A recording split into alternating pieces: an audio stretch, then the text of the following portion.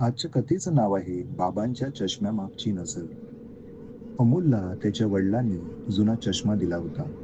"हे घे, तुला गरज पडेल," असं ते म्हणाले होते. पण अमोलला तो चष्मा फार जुना आणि निरुपयोगी वाटायचा.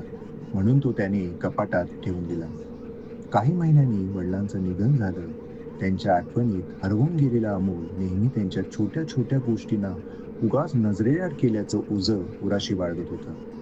एक दिवस तो कपाट आवरताना तो चष्मा त्याला सापडला. तो कुतूहलाने चष्मा डोळ्याला लावून पाहू लागला. त्या चष्म्यातून त्याला वडिलांची जुनी आठवण दिसली. त्यात ते त्याला लहानपणी पाठीवर घेऊन खेळवत होते.